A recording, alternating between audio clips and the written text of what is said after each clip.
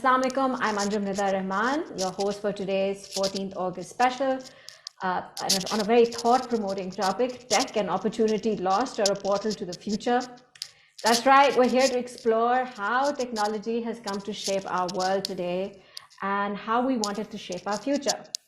And you might wonder why. It's just because it's not about gadgets and devices, it's about how tech can redefine our country's path today, 76 years on. And who better to discuss this with me than this esteemed panel of experts. We have a fantastic lineup, and I'm going to start by introducing them. 𝙏𝙚𝙏𝙏 Lakhani is the co-founder and general partner at 𝙤𝙧𝙧𝙩𝙪𝙾 Ventures, an early-stage venture capital fund for Pakistan, and the country's first female-founded VC fund, which opened its doors in 2019. 𝙤𝙧𝙧𝙪𝙾 Ventures has invested in TeleTalk, 𝙤𝙧𝙧𝙪𝙾, Credit Book, 𝙤𝙧𝙧𝙪𝙾, Truck It In, Easy Bike, Metric, Rider, Deal Card, SafePlay, SwagKicks, and much more. 𝙏𝙚𝙏𝙏 is also the founder of Invest to Innovate, 𝙤𝙧𝙧𝙪𝙾 Ventures' sister entity, which she launched in 2011 to support and unleash the potential of young entrepreneurs in growth markets like Pakistan. Haider Mumtaz is the CEO of 𝙤𝙧𝙧𝙪𝙾. He is a seasoned visionary with 2 decades of experience in technology-driven startups across Asia and MENA regions. His strategic expertise lies in navigating the complexities of diverse markets and launching innovative solutions. Haider aims to revolutionize Pakistan's healthcare landscape, ensuring access to quality healthcare regardless of location, contributing to a healthier and more accessible healthcare system in Pakistan. 𝙤𝙧𝙧𝙪𝙾 Dar, the founder of Digital Rights Foundation, addresses online free speech, privacy, and safety. With a decade of advocacy, 𝙤𝙧𝙧𝙪𝙾 combats online violence, especially against women and minorities. And as a member of Facebook's oversight board, she tackles content moderation. Recognized as a TED Fellow, she's honored with awards like the Dutch Human Rights Tulip and Time's Next Generation Leader. Shoaib Aftab, head of brands at Jazz. He's a dynamic professional who heads marketing and communication for Pakistan's largest telecommunication company. With over 71 million subscribers, he champions embracing the present for a positive tech-driven future, sharing wisdom and challenging norms. He's a tech enthusiast with a mission to push Pakistan's tech boundaries. Mubarak Siddiqui, the founder of Carbon Law, leads Pakistan's startup legal landscape. With vast experience, he's advised on over $200 million at startup ventures, collaborating with regulators, and he's facilitated foreign investment and innovative businesses. His work with the State Bank of Pakistan has boosted startup investments. Formerly at Sarmayakar, he's a seasoned legal professional with a rich background in diverse industries. His initiatives on governance and fundraising are widely recognized. So let's begin this insightful journey together as we delve into whether we're underestimating tech's potential or if it's the key to a brighter future. Welcome to Narratives Transformed. So let's start by this. Where are we today and how did we get here? And I'm going to ask 𝙏𝙚𝙏𝙏 to jump in because just basically, what was it like when you began and where have we come in the last 15 years? Great. Yeah. So happy to talk about it from a tech startup landscape perspective. And obviously, Mubarak and Haider can weigh in as well. So as you mentioned, Anjum, I've been involved in the Pakistan startup ecosystem since 2011. So really before there was an ecosystem in Pakistan. So I would say that if we look at where we were back then, if we were to look at the IT space, before that, obviously it was much more of a services oriented industry. It still is when we look at, the broad industry itself, but the startup ecosystem really started to develop maybe a little over a decade ago, but we really saw the acceleration of the industry a couple of years ago. So for players like us that have been involved back then, there was really not much happening in the ecosystem. So when you look at in 2012, I think there was only one accelerator, ours, and one major incubator, the Punjab Information Technology Board. Of course, there was university-based incubation programs, but beyond that, there weren't really larger programs that were out there back in 2012. There was barely any co-working spaces, and barely any, actually no institutional investors that were operating at the startup level at the time. And when you fast forward to today, obviously we've seen, huge proliferation in the space, co-working spaces in every major city, the national incubation centers, not just in the major tier 1 cities, but also in tier 2 cities. We're seeing, a huge amount of investment activity that started happening around the time that the pandemic happened, really. So when you look at 2020, 2021, 2022, there was a huge growth that happened. I think in 2020, startups raised about $65 million in capital. And then in 2021, that was $350 million in funding. Right now, what we're seeing, which I think is important, is a huge amount of dry up that's happening, which will probably get us back down to our numbers in 2020. And so before 2020, we were seeing steady growth happen, and we can talk about this in terms of the ecosystem plugging along, things like obviously players like Jazz also getting involved in the space, but really kind of that huge amount of growth that happened across emerging markets in 2020, 2021 really started to happen then. What we're seeing now, which I think is important because of the macro landscape in Pakistan, is starting to see that dry up happen and its impact on startups in the landscape. But I think overall, there's been a huge amount of growth that I think has kind of leveled up the ecosystem more recently, which I think is important to mention. I'm really glad you brought that up. I'm going to ask Shoaib to step in here because Shoaib, you were there when the National Incubation Center started, and that kind of, in my opinion, actually put startup and startup culture, just because an entity the size of Jazz put their money where their mouth was and actually supported the entrepreneurial ecosystem in the country. Do you want to just shed some light on that, and what do you feel has been the consequence of that on the industry? Yeah. So you see, before I step into NIC, उससे पहले मैं थोड़ा सा mention करना चाहूँगा about the role of the 4G. 4G जो है वो, it is just like installing or making a motorway, and then the cars have to come. But what it is that you do with that motorway, that is what counts. And that is why our partnership with NIC came in. And we wanted young people and young setups to come in and basically introduce certain technology related benefits, the products and the apps, so that the general population of Pakistan can benefit out of it. So that was basically the basic reason why we partnered with it.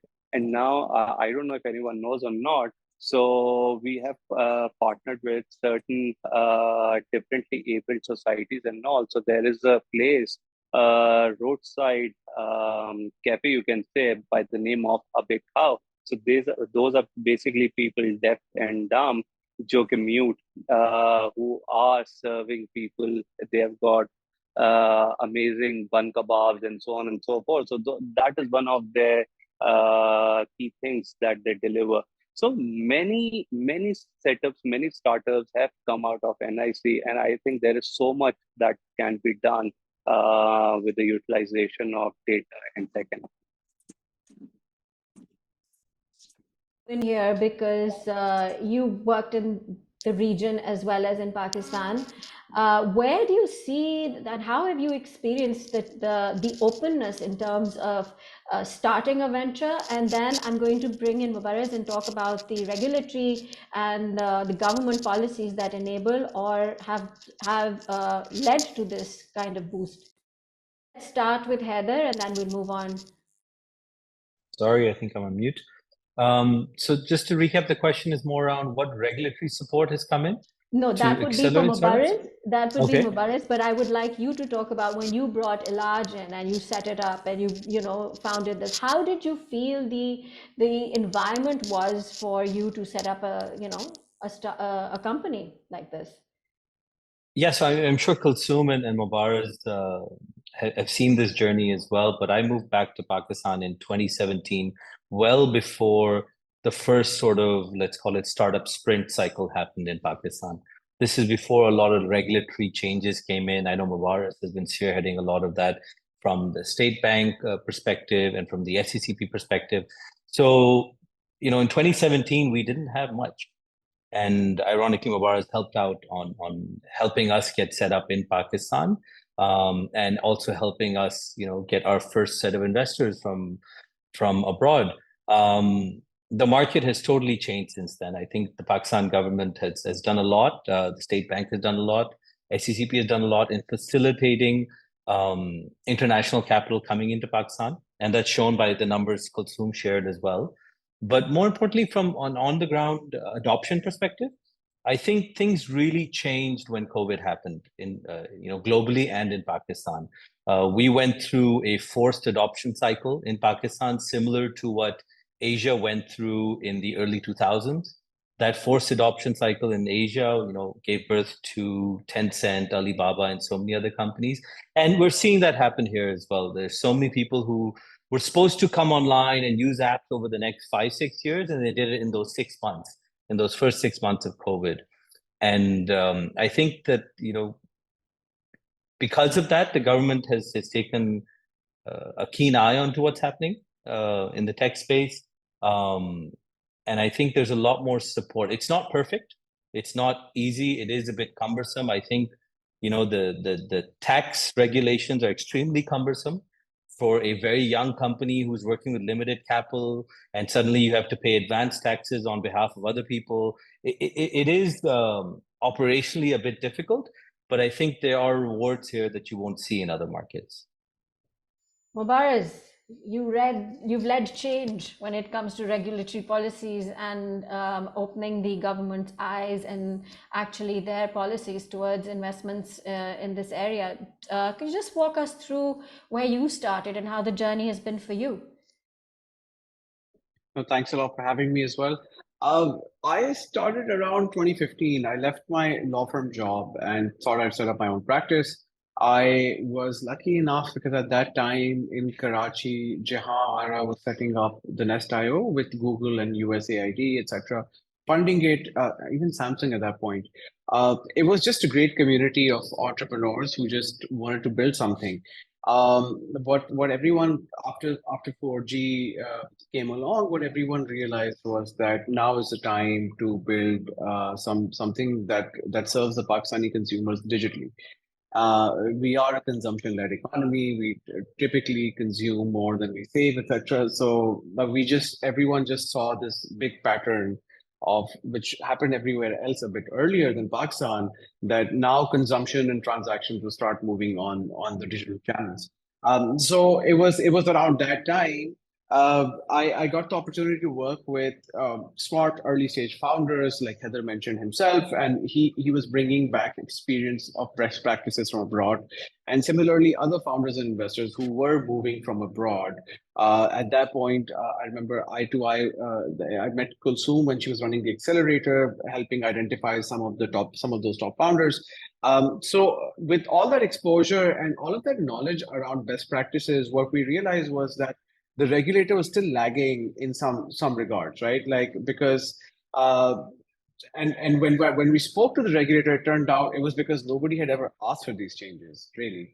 And if we just look at that time period from 2015 to now 2023, Pakistan had 70,000 registered incorporated companies in Pakistan, which means private limited companies, public companies, whatever, add all of them.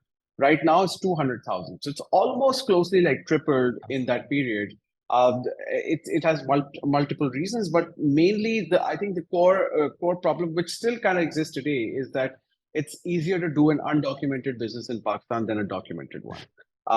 But when we came about building startups and these businesses, what we had was access to some sort of institutional financing. It was less in 2015, a lot more in 2020, like Kulsoom took us through the journey. And what institutional financing and big backers demanded was that the business is documented, it's been registered properly, things work. And that's where a lot of regulations were not working for us. And I think it would be completely wrong for me to take complete credit for this, but there's a lot of it. It really took a village, and we were also blessed with the right people in right positions. I would say Raza Bakir, State Bank, and it was Amir Khan at SECP, and we had a pretty fruitful, engaging journey there. And even besides the chairman and all, we had other people in senior management roles in these two organizations who were quite interested in helping us get these across as well. So in terms of the lower hanging fruit in policy, we were able to get a lot of work done because we were able to collaborate properly, and we were lucky because we had the right people on the opposing ends. I have to bring Nigat here because all this has to do with people and their fundamental rights when they're using digital products and the digital technology services. So Nigat, how have you seen this area evolve over the last 10 years? And in our next segment, we'll talk about what more needs to be done, but I'd really be interested to hear your point of view and how we safeguard people's information and their rights in this sphere and space. Yeah, no, thank you so much. I've been working on digital rights, I guess since 2009. And I remember the conversation around data protection bill started in 2005 in Pakistan. We are still having that conversation. That bill hasn't passed, fortunately, because of lots of things that are basically problematic mentioned in the law. But what if I kind of like see this journey of not only mine, but Digital Rights Foundation, but some other organizations who have been talking about people's civil liberties in the online space, I saw that like only few people talking about this back like a decade ago, or maybe, you know, and then now that I'm seeing it, so एक हमेशा मुझे gap ये लगता था कि it's just like हम कुछ rights के लोग हैं जिनको अक्सर औकात मोमबत्ती माफिया कह के जो है वो ठुकरा दिया जाता है. And then you're like, okay, we are the people talking about your rights, ठीक है, मोमबत्ती, whatever, but actually saying the right stuff. And हमेशा जो मुझे गिला रहता था, जो कि अब मैं वोकली कह देती हूँ, पहले नहीं कहती थी, वो ये कि जो हमारी इंडस्ट्री है, टेक इंडस्ट्री या businesses, they always kind of, you know, like अपने आप को साइड पे हमेशा रखा कि oh, you know, like we are talking about हमें टैक्स रिलैक्सेशन मिल जाए, और स्टेट बैंक के जो रिलैक्सेशन है या SECP के rules हैं, but they couldn't really make a connection around the, you know, digital rights and their businesses or tech industry and how it will impact eventually, you know, their work as well. Because I mean, Kulsoom mentioned ecosystem, and how I see ecosystem is not just, you know, business, tech industry, IT ministry, state bank. I see civil liberties part of the whole ecosystem as well.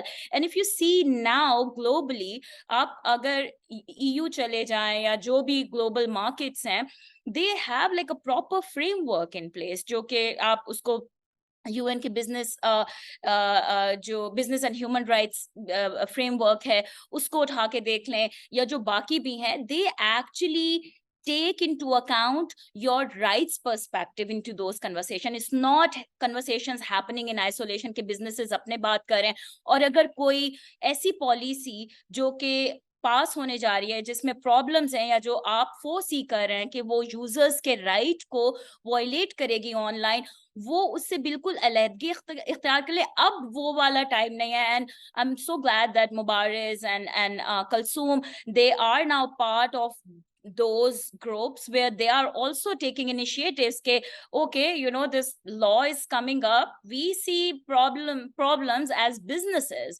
It was not the case 12 saal pehle, ya I would say like jab even Prevention of Electronic Crimes Act bhi aaya tha jo 2016 mein pass hua tha, us waqt ye nahi tha. चंद लोग बोलते थे, डरते डरते बोलते थे, लेकिन अभी जो इकोनॉमिक केस जो बिजनेसेस बनाता है, आई फील लाइक उसकी बहुत ज्यादा इम्पोर्टेंस है, और गवर्नमेंट सुनती भी है बिकॉज एक कलेक्टिव की तरफ से बात आ रही है, and they can not really, you know, like rights activist को या चंद ऑर्गेनाइजेशंस जो इस पे काम करे उनको इग्नोर नहीं कर सकते ये कहते हुए कि ओ यू नो इनका काम तो एतराज करना है. So I'll leave it here and then we'll talk about recommendations again. Yes, recommendations will come in part 2. But just briefly, before I wrap this section up, and can you imagine we're almost at the end of this part 1, I really need to understand how you feel that all the services in social industries, I don't know, I keep bringing that up because it's something that's very close to our hearts. Technology enables. And I've always seen it that way. Maybe it's because I was a tech immigrant. It wasn't something that was part of my life when I was, I was introduced to it when I was 12 years old.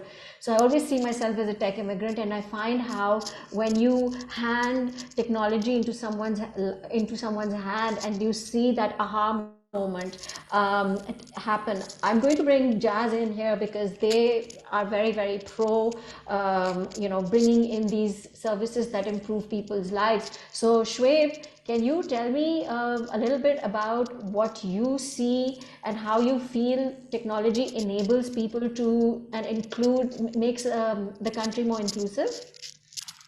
Yeah, so ये आपने question तो बहुत simple तरीके से कर दिया, but I think there is so much that can be talked about on it, and I think सिर्फ इस क्वेश्चन के ऊपर पूरी एक पॉडकास्ट हो सकती है. This is so vast. So I'll just give some of examples which I, as a normal Pakistani, have faced, not just as a jazz rep over here. So just to let you know that मैंने 5 साल पहले अपने घर की थोड़ी सी renovation करवाई थी, and I had to pay everyone through cash.